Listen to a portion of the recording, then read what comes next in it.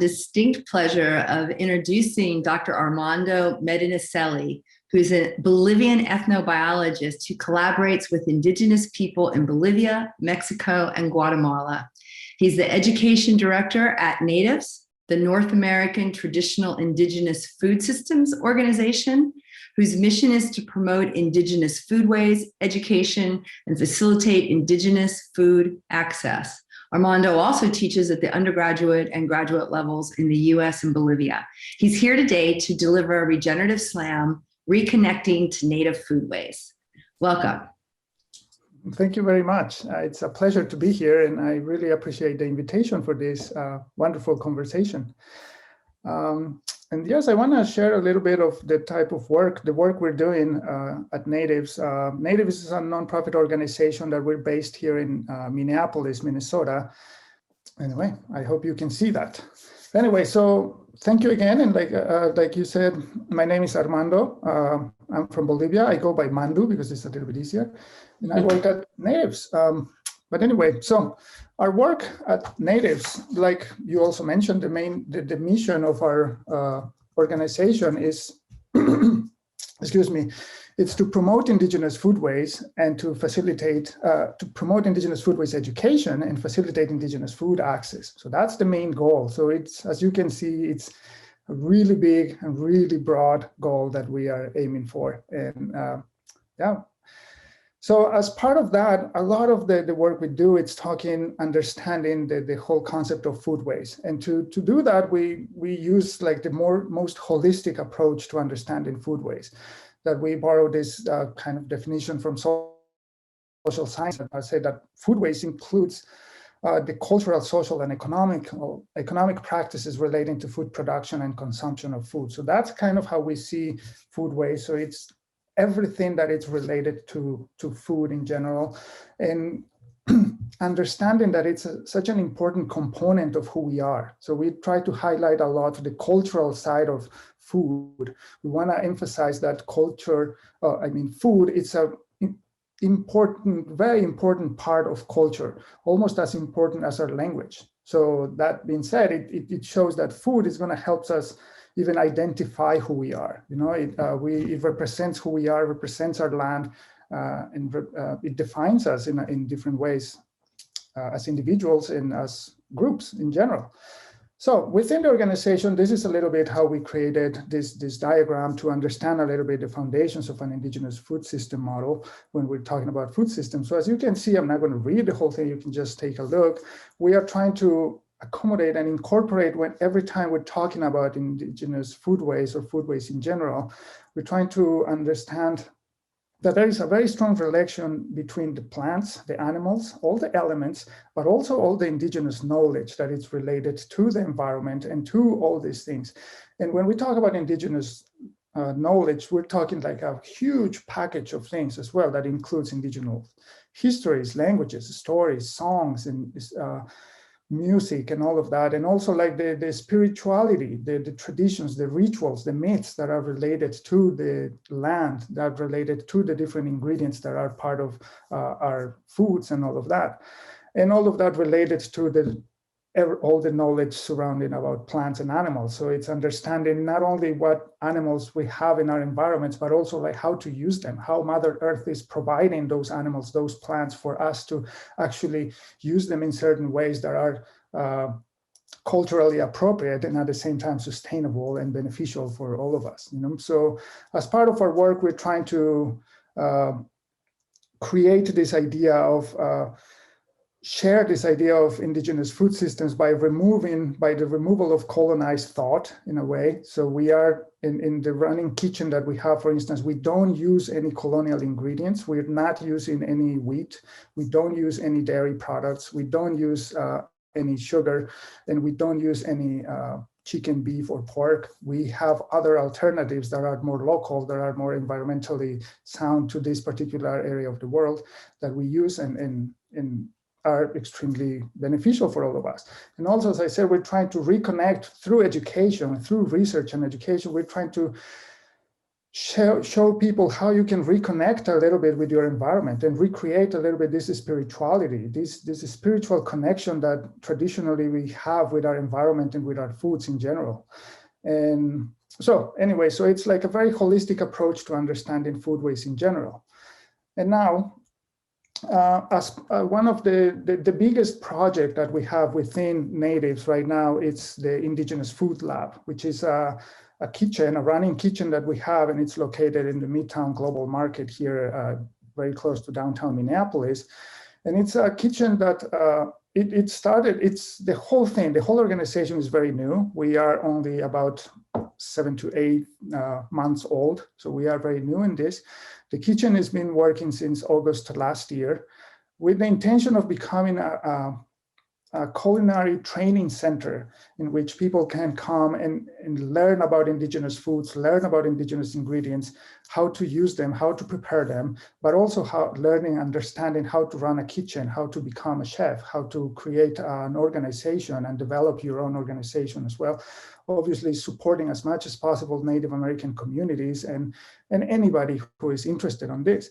But because of the pandemic, we had to switch gears a little bit. And so all the culinary training or all the training aspect of the kitchen right now, it's put on hold for a minute because of the pandemic. And we decided to use the resources we have in the kitchen, all the wonderful stuff that we have, to actually do something that it's more useful right now, because responding to the pandemic, because as everybody knows, because of the pandemic, we started realizing how many people have such a difficulty accessing food, just getting some food into their mouths every day. So through different support from the local tribes here in Minnesota and other organizations, we developed a program in which we were preparing a lot of foods for different people in need during the pandemic. So to give you an example, for instance, between August and November last year, we had a program in which we were cooking about 300 to 400 bowls of meat a day, so a total of almost 13,000 bowls that were distributed to different people in need, but also we were distributing a lot of the homeless encampments that we found here around the city, because we knew that those people were having a really hard time accessing to good food. And all the food that we've been producing, it's been based on indigenous recipes that are created by our indigenous chefs in the Indigenous Food Lab. So we are using only indigenous ingredients, only local ingredients, sourced as much as possible from local producers, indigenous producers. And so creating recipes that are extremely healthy and delicious and nutritious for all these people, and in a way to feed them properly, but at the same time showing them that we can use indigenous ingredients, local ingredients to get like a really good diet. And then after, or starting in November, we switched gears a little bit, and we had more, we get more in connection with a lot of the tribes in the state of Minnesota. So we were collaborating with 9 of the 11 tribes here in the state. And through the CARES program from the government and stuff, we got some funding. So we were able to support those communities. And we decided to switch gears a little bit for fall and winter. And we've been producing, instead of producing these bowls of meat, we decided to start producing some soups. And between November and February of this year, we've been producing at a rate of 10,000 soups a week.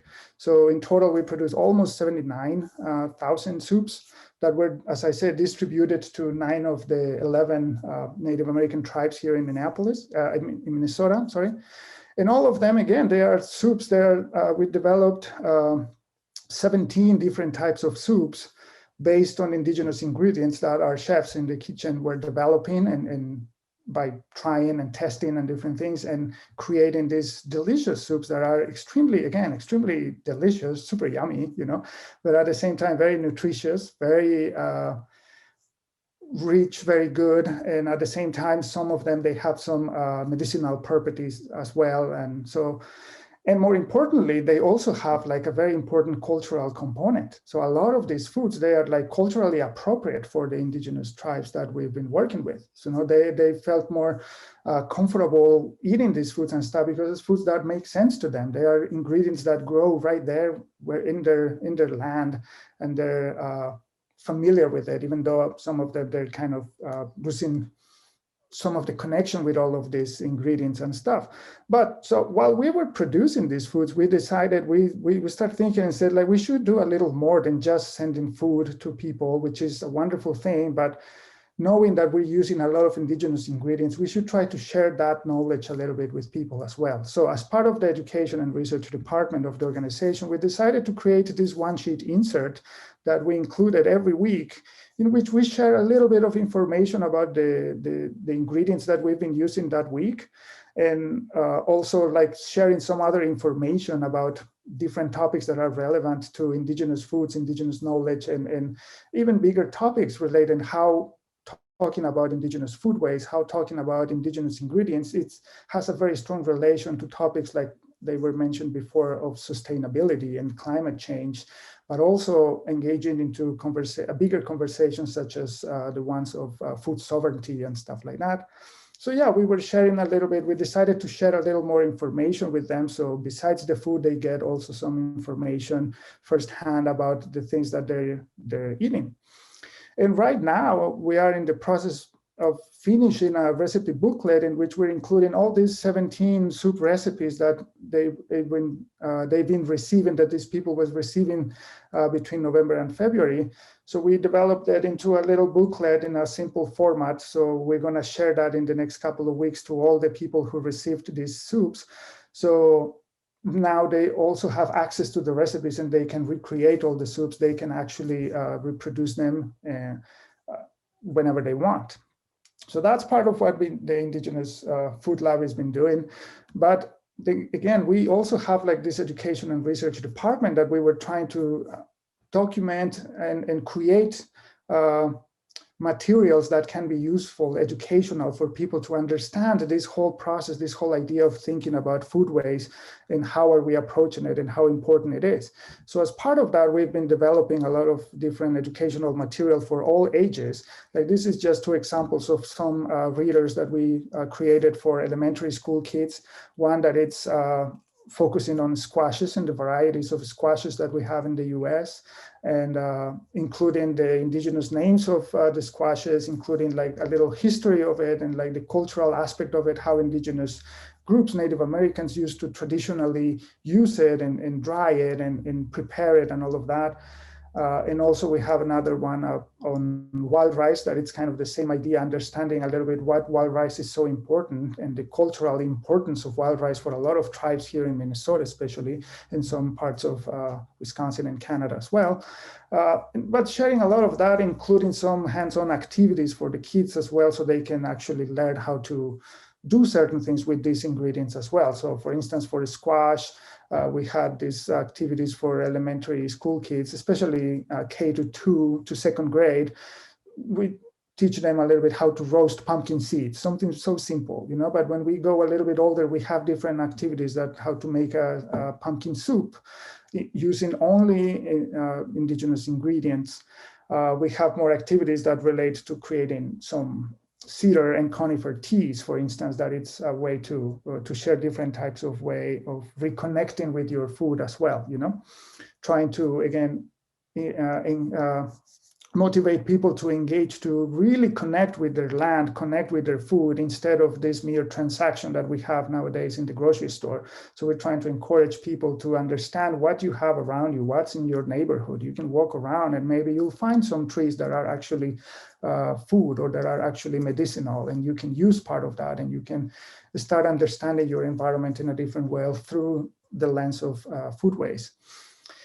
And as part of the education as well, we've been offering a lot of presentations to talk about this, to share this philosophy, this view of understanding foodways, indigenous foodways. We've been invited to participate in panels, and we developed our own panels to discuss topics of food sovereignty, sustainability, in ways that one of the things that I want to focus a lot is, and want to make sure that people understand that when we talk about these things, when we're talking about food sovereignty, when we're talking about indigenous foods and indigenous foodways and climate change and sustainability, you don't need to be an expert to be part of it, to contribute to it. So that's something that we're trying to do, develop all this material and all this philosophy so people can understand and see that everybody can contribute to this. Everybody can be part of these movements of food sovereignty or anything else.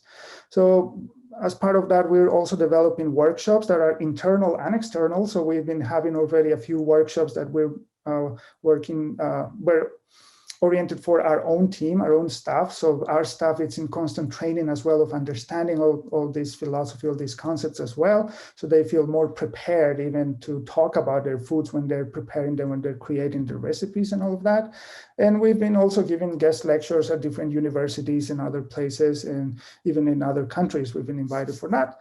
And as part of the whole thing, we are also engaging in a lot of research. We're trying to develop a very strong research component of our work because we want to document really solid information that we can transform that into education material, and more importantly, we can translate it in a sense into a language that it's accessible to everybody. It's not just for experts, it's not just for academics, it's for everybody can be part of this. So we are doing some research right now. We are documenting, creating a database of all indigenous ingredients that we're using, highlighting like the traditional uses of them, like the traditional ways of understanding those, the meanings of those for the Native Americans that use them traditionally. We are researching about traditional ways of seed keeping, because it's such an important thing to maintain and make sure that we have the seeds, that we're keeping them for next generations and all of that. Foraging techniques, hunting, fishing, and sharing, all these different practices that are always related to food. And we want to make sure to understand and have a lot of information that we can share with the public. And as part of that, also, we are developing this, what we call the cultural plant and animal profiles, in which we are developing very short 2-3 page, pamphlets or something that share the information about the ingredients that we're using in the kitchen, so people can have easy access with very good information about the indigenous ingredients in this particular region for now, but hopefully we want to expand more to everywhere, as much as possible. And so that's what we've been doing so far here at NāTIFS. So there's a lot more to do. There's a lot more that we want to do. We want to engage in more of this type of conversations, because we think that it's really important, really relevant that people start understanding that we have to think about the cultural side of food. When we think about food, when we talk about ingredients, we need to consider like what is around us. We need to understand what food means to us. Like I was saying, walk around your neighbor and start being curious and learn about the plants that are out there. Learn how they can be food maybe that you could be using and you don't even realize they're right there, But anyway, so I don't want to extend too much because time goes quick. And I just wanted to show you a little example of some of the recipes that some of our chefs have been developing. So this is one that it's a maple glazed roasted acorn squash with toasted pepitas. So just by the name of it, you can realize that how yummy that is. It's a very, and if you see the ingredients and everything, it's just really, really good ingredients. And you see that this is like a really healthy soup, and it's like an incredibly delicious on top of it, And I have another one here that it's a lake trout and leek. So it's a combination of different ingredients that we can find locally here, that we can source them, and you can create different delicious food that is, again, as I said, really good for you. It's really nutritional. It's everything you wanted, and it's pretty much when you follow an indigenous diet, you are kind of doing what every other diet is aspiring to be, because we are talking about a diet that it's dairy free, that it's gluten free, that it's everything free, basically. And it's like at the same time extremely delicious, extremely good, and it's supporting the big things that are relevant for our world in general, So it's supporting sustainability, it's supporting these movements against to mitigate climate change. And it's also supporting this whole movement of food sovereignty that is really, really relevant. And yeah, so that's all I wanted to share to you today. And like, this is the website. You can look at the type of things that we're doing. You can find a little more information. Like I said, we are a very new organization, so things are developing. We are working on it. And I just put my email there as well, because I'm more than happy to answer any questions through email or connect, hopefully get to a position in which we can collaborate with other people, or if it's just simply answering questions or whatever, I'm more than happy to do so. So awesome. yeah, thank you very much.